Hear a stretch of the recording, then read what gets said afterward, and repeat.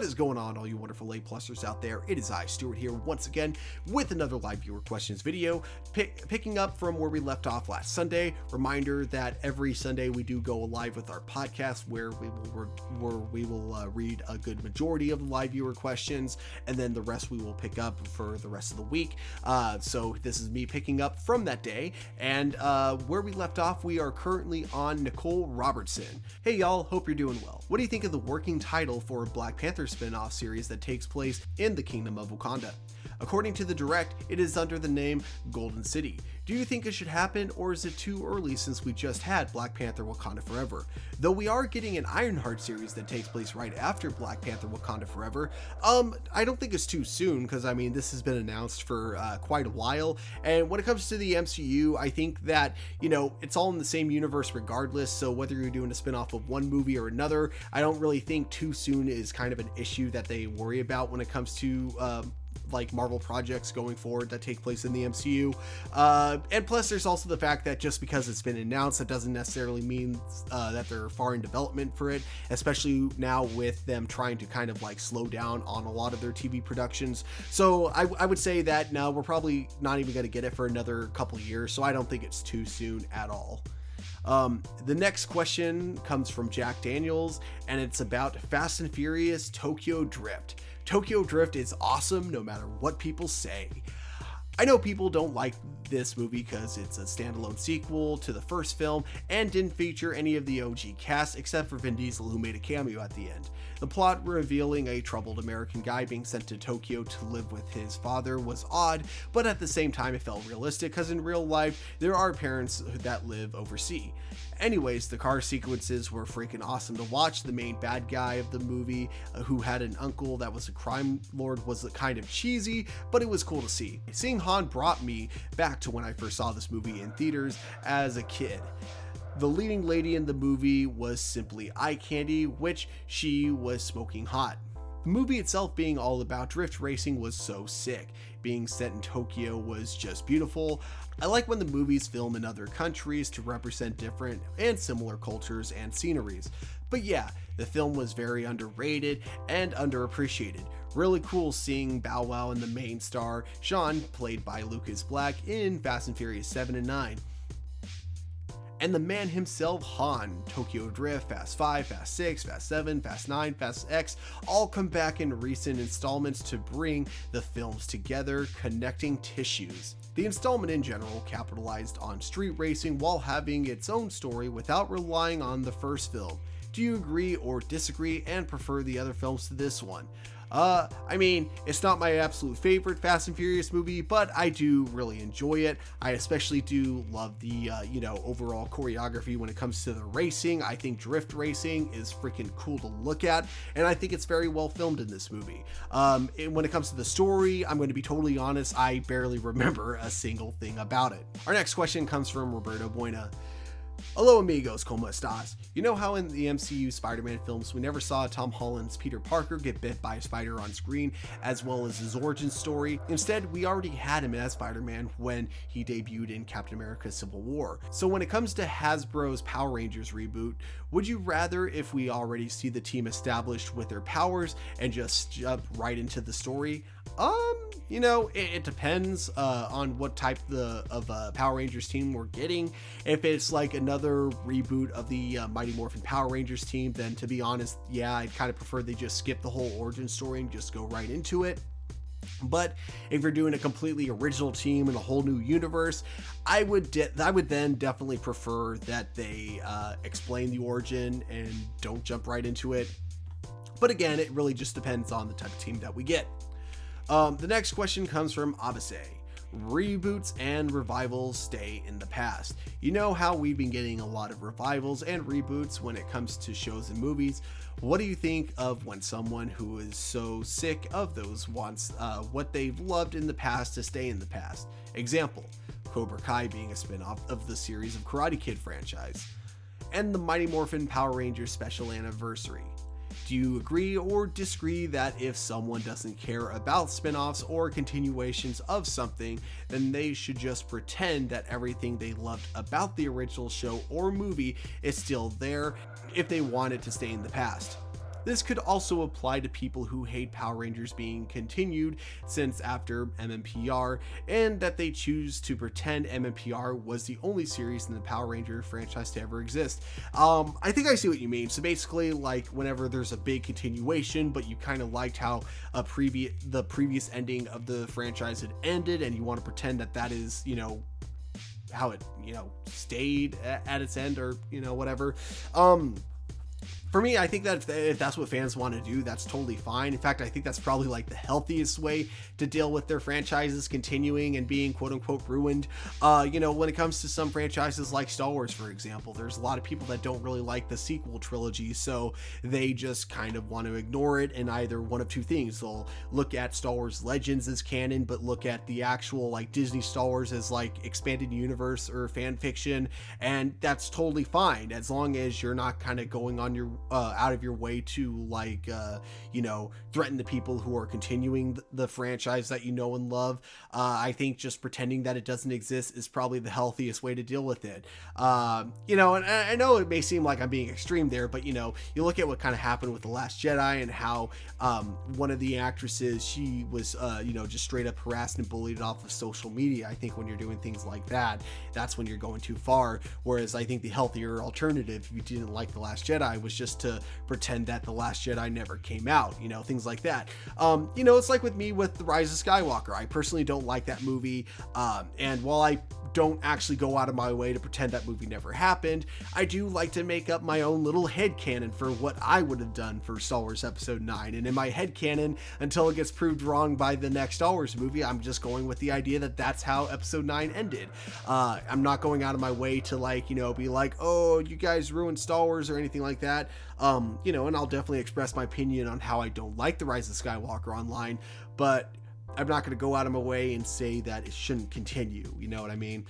So yeah, I think that to answer your question, yeah, I don't think there's anything wrong with pretending a franchise ended when you wanted it to end, and pretending that anything going afterwards just doesn't exist. If you're just ignoring it, I think that's a healthy alternative. You know what I mean? All right. Next question comes from Adrian Perez. Hello, everyone. Hope you're doing well. How amazing is it that Cosmic Fury will be our first all-new original season of Power Rangers while still using Sentai footage for the Zord fights and some of the monsters that would then grow giant? We've come a long way since the Titanium Ranger in Lightspeed Rescue, which was our first American-made Power Ranger, and the Spirit Rangers from Jungle Fury. I can already imagine the first fight sequence being so incredible now that we no longer have to rely on Sentai footage for the ground fights. Even Dino Fury itself was excellent at using a small amount of Sentai footage and more original footage for the fight choreography. What would you like to see in Cosmic Fury that we have not talked about yet when it comes to the action sequences, now that we don't have to work around Sentai footage for all the Rangers to fight? I think one thing that would be kind of cool is to do a cool tracking shot, like have the camera constantly like following the Rangers during the fight scene, maybe for like a full minute, and maybe bounce off of one Ranger to another, but do this all in one single take, or at the very least make it look like it's done in one take. There have been a couple of really awesome fight scenes when it comes to Super Sentai, where they've done those like kind of single tracking or those single shots, and they rarely use those type of shots in Power Rangers. So it would be kind of interesting if their first time using a shot like that was when they filmed it like themselves, like using original footage. I would love to see just basically the writers and choreographers challenge themselves. It's a season that has only 10 episodes, so there's no reason you can't use all of your creativity within that 10 episodes. Really looking forward to seeing what they do. We got, like you mentioned, plenty of original fights within Dino Fury, and I think if we have the same fight choreographers working on this new season, I think we're in for a good ride. All right, our next question comes from John Skyler. My Cosmic Fury theory for episodes 1 through 3. Cosmic Fury episodes 1 through 3 theory. Lord Zed somehow destroys the Dino Fury powers after being defeated. Billy shows up in the Radbug 2 and tells the Rangers to get in. then takes them to their base where he already has the Cosmic Fury morphers ready for them. Somehow, Ollie's morpher was infused with dark energy from the Dark Energem, and he becomes evil. Fern hears about the Rangers' defeat and goes to help any way she can, but is captured by Ollie, who takes her to Zed. Billy, who's in his MMPR Blue Ranger suit, is tracking Ollie and takes the orange Cosmic Fury morpher, rescues Fern, removes his helmet because he possibly recognizes her. He tells her how to morph, and they both go get help from the Cosmic Fury Rangers in the battle where they are in. Episode 3 ends with Fern revealing it's her as the Orange Cosmic Fury Ranger to Izzy and the rest of the team. What do you guys think? Definitely a very possible theory. You're using a lot of elements of things that we know are definitely going to be taking place this season, and I think this is a clever way of how those elements of what we know is going to be in the season could all connect. You brought in the Dark Energem, you brought in Billy, who we know is coming back, you brought in Fern, who we know is going to be the new Orange Ranger, and I think this is a clever way of how all that really connects with each other. Do I think 100% sure this is how it's going to happen? Maybe not. There might be a couple other things, but I think this is a huge possibility and a very, very clever theory. Our next question comes from Francois Dupont. With there being a Spider-Man 4 in the works and Tom Holland returning, is this now produced by Sony or will it stay in the MCU? I've heard from other YouTubers who are movie reviewers saying that the end scene in Spider-Man No Way Home of Peter back in his classic red and blue Spidey suit and swinging was a way for him to be released from the MCU, giving him a small reboot where Sony can pick up the character and use him for a future project. Please correct me if I'm wrong. You've talked a lot about Sony in the past. To be honest, I think right now they are just playing it by movie. I think currently I think at the very end of Spider-Man No Way Home, there was no definitive plan on where Spider-Man was going to go in the future. I think they wanted the ending to be very, very vague, just in case he were to be picked up by Sony, or if he were to stay in the MCU. I feel like it could really go either way. But yeah, if that's the kind of symbolism that you wanted to take from the ending, I think that's one of those possibilities. I think the writers wrote it that way so it could be a possibility. I don't think they wrote it to be set in stone that he is now no longer going to be in the MCU. I think they're playing it by movie, and if he continues to be a success in the MCU while at the same time all of Sony's Marvel projects continue to be flops, I think he's safe in the MCU for now. That being said, it will still be a Sony produced movie because just to remind you guys that even though these movies take place in the MCU, they are still Sony movies.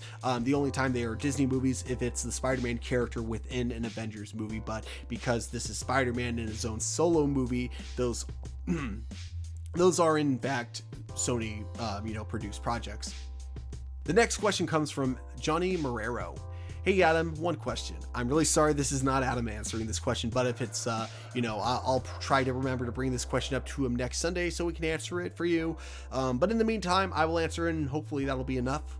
Even if Min becomes the Yellow Ranger, do you still believe she has more potential after Once and Always, and could the special lead to more? I think it's all going to depend on viewers. I think that if enough people watch this special, it'll be a message to Netflix that, hey, people want the original Power Rangers universe to continue after Cosmic Fury. So maybe Cosmic Fury won't be the last season, and we might get a MMPR requel that will have Min leading the team, maybe as the Yellow Ranger, maybe as the Red Ranger, but we might get a whole new team of Mighty Morphin Power Rangers. Again, it really just depends on how this special does. I hope it does really well, and I recommend that if you enjoy it, to spread the word, let people know that the special is happening, that it's coming, because even if people grew up with Mighty Morphin Power Rangers, they may not actually know about this. I know that I've mentioned this special to a few of my coworkers who did grow up on Mighty Morphin Power Rangers, and it was their first time hearing about it, which was for me. So yeah, I definitely recommend just spreading the word,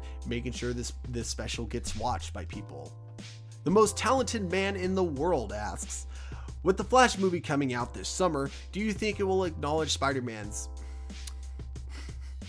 With the Flash movie coming out this summer, do you think it will acknowledge Superman's absence, or we'll just assume Flashpoint somehow made Superman not able to appear, considering we're getting Supergirl? General Zod was the villain of Superman back in Man of Steel. Well, what I think we're getting with this movie is a Flash that is just in, the wrong universe. He's in the Michael Keaton Batman universe, and within this universe, this is a world where Superman never landed in Smallville, and Supergirl ended up being captured by the government. And even though we have those differences on Earth, everything going on Krypton was probably mostly the same. So you still have General Zod escaping the Phantom Zone and basically bring in his army to take over Earth the same way he did in Man of Steel, this time with slightly less of a revenge aspect, because obviously Kal-El probably never landed on Earth, but I'm sure that revenge aspect of his character will come back when he finds out that Superman's cousin is on Earth, because he'll see her as the niece of Jor-El and will still probably want to kill her just out of spitefulness towards Jor-El. But it's a wait and see. Regardless, I don't think anyone but the Flash is going to acknowledge Superman's absence in this universe, because I don't think anyone in that universe will even have heard of Superman, but we'll have to wait and see. Our next question comes from Jackson Peterson.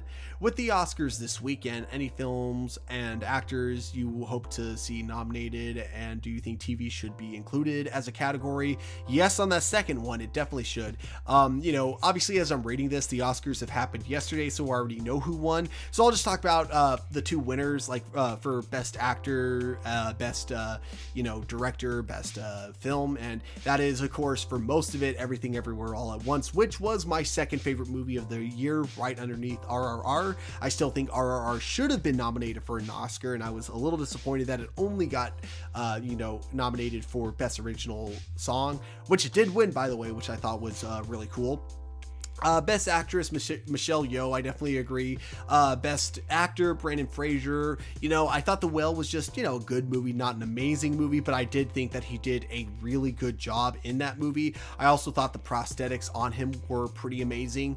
So I wasn't too surprised that he won the Oscar. But I think overall for Best Picture and Best Director, the fact that it went to the Daniels, who did Everything Everywhere All at Once, and the Best Picture went to Everything Everywhere All at Once, I think that was a mostly, good choice. But again, I think RRR should have been nominated at the very least. Those of you who have not seen RRR, Rise, Roar, Revolt, go see it, man. You are just... Man, you're missing out, is all I'm saying. It's one of the most incredible movies I've ever seen, and I think you all will love it if you go check it out. Next question comes from Carlo Bernardo. Am I that dumb if I just now realized that in MMPR season 1 and 2, whenever Tommy summoned the Dragon Zord and then we see him on top of it, it was really an action figure glued on top? I don't think it's that you're dumb. I think it's that you're watching it in HD for the first time, because I think that a lot of really cheesy special effects, you didn't really notice them back in the day because you're watching them on those old school box TVs, and TV back then was never filmed to look that good because they knew they didn't have to. The reason TV looks a lot better now is because of HD, and they know that it's a lot clearer for the audience, for people watching these type of shows, so they have to put a lot more effort into the special effects and make sure they look a lot more clean, a lot better. Back then they didn't have to worry about that, so just gluing an action figure on top of a dragon's head was more than enough, and it would look like a real person on there. You couldn't tell because, again, our TVs had really bad quality. We just didn't notice because that was just the standard. At least that's my theory of why you probably didn't notice it. It also might have just been that you were young too, but what I'm getting at overall is that you are not dumb. You're just watching it in HD for the first time is my theory. But yeah, next we are going to answer a question from Power Rangers Legacy. With the new Sentai series, Osama Sentai King Ojuger, I probably butchered that name, I am really sorry, being about medieval knights, are they in the current timeline, different planet, or are they all in the past? If they were in the past, does this make them the first Sentai team, even though Go Ranger was the first Sentai series in general? All I know is Super Sentai's doesn't really connect their shows compared to Power Rangers, with a few exceptions. I know there were past Sentai teams that took place in different universes, and when they do cross over with other teams, they have some weird way of making sense. Okay, so I'm going to say this now. When it comes to continuity in the Sentai and Kamen Rider universe, they change their mind all the fucking time.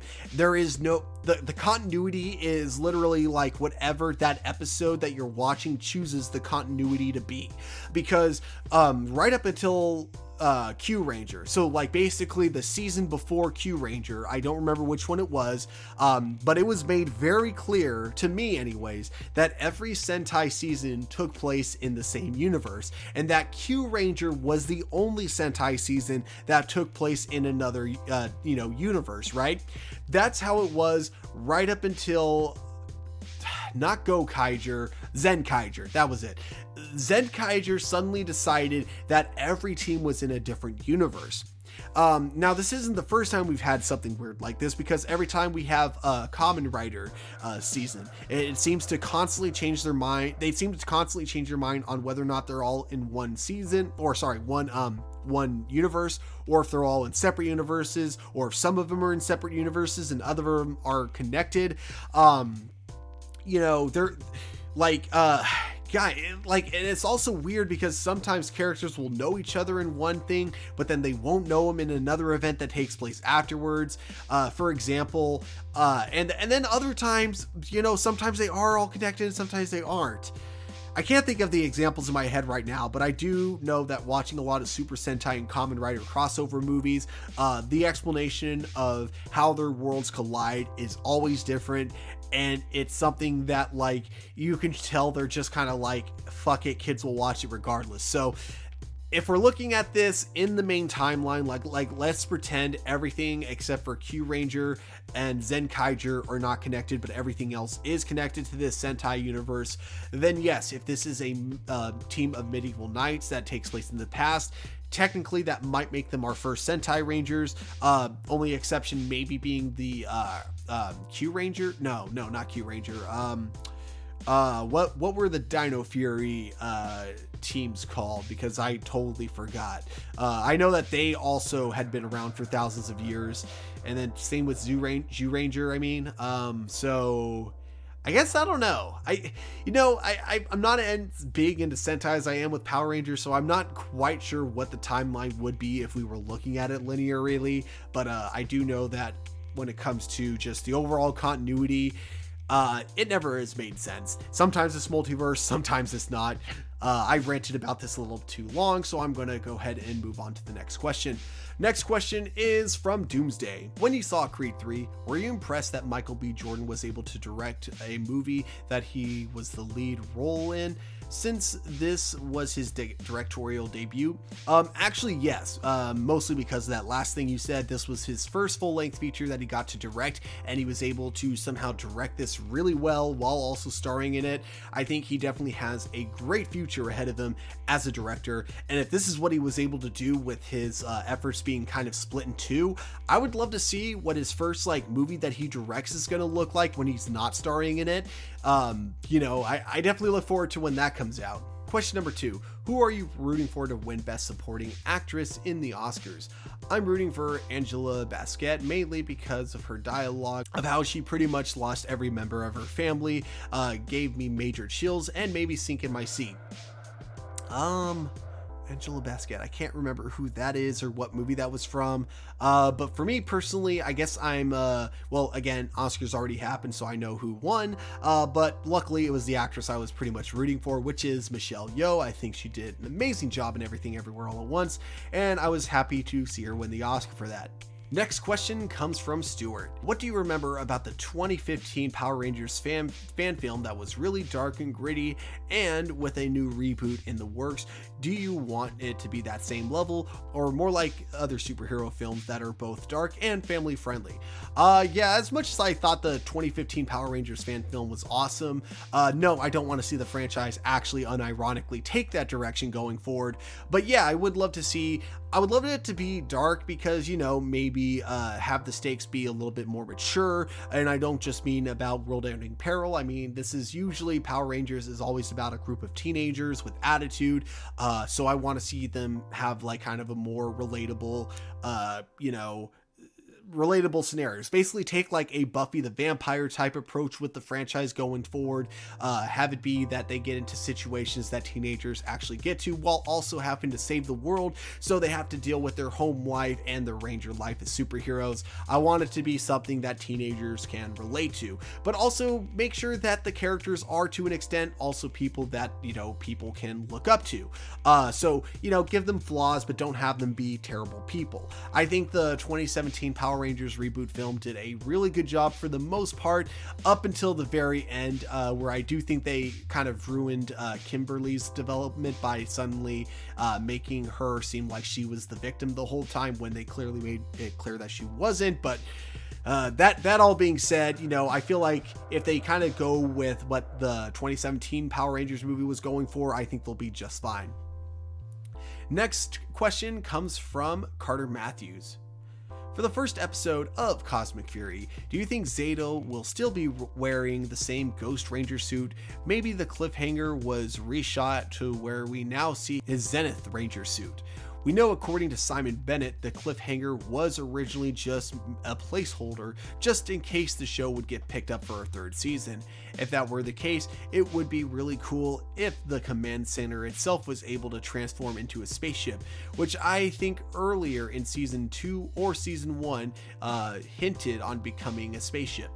Yeah, I think honestly that was my theory when it came to the show. I honestly thought it was going to end with the command center becoming a spaceship, but of course, I guess they probably just didn't have that in their budget. So I think the placeholder they filmed was, just their budget friendly, I guess, seeing that they could film to hype people up for season 3. But yeah, no, I don't think it's going to be reshot. I don't think they're going to retcon it. I think we are going to see him in that suit for a little bit, but I do think it's going to change very fast. I don't think it'll be a suit that he hangs on to for too long. But yeah, the next question comes from Michael Veller. What is the most annoying character in a movie or show that you've hated? Man, weren't we just asked this question like earlier? Most annoying movie character or something like that? I don't remember who I answered with when I was asked this question, but I do remember being asked this question earlier. It actually might have been from just the live viewer the live chat, but maybe I'm wrong. Who would I consider to be the most annoying character, though? See, so from a movie or a show. You know what? I'll go with the most recent show that I've actually watched. So recently I did a whole binge where I rewatched all of Star Trek The Next Generation, and there was just one character who would be a very yearly character that I just, every time she would come on, I'd be like, oh, can I skip this episode? That'd be Deanna Troy's mother. Was probably a character I would say is annoying. She had one episode where I really did like her, and that was the episode where she was trying to convince a man essentially not to give up really easily. I don't want to spoil exactly like what he was giving up on, but basically he was giving up, and it was a very, very mature episode, and her being there for him was really cool. But every other episode we've seen her in, she's just that annoying, nagging mother that like everyone just, you can't help but cringe whenever she's like on set. So I would say that she's probably the most annoying character I can think of at the moment. But I'm sure if I thought about it more, I would probably come up with a better answer. Now our final question from Alexander Rosario. What did you think of VR Troopers at the time, and do you think it should have had the same success as MMPR at the time? I know it did run for 2 seasons, but then canceled when the show ran out of Japanese footage. Captain Chaku in Beast Morphers looked very much like VR Troopers because it's the source material. Yeah, I don't even think I was, well, I think I was born when VR Troopers first aired, but I was never like into it. Yeah, no, I watched it a little bit on Netflix, like I think in high school or a little after high school, just because I was curious and wasn't really the biggest fan. So who knows, maybe as a kid I would have enjoyed it, but it's hard to say.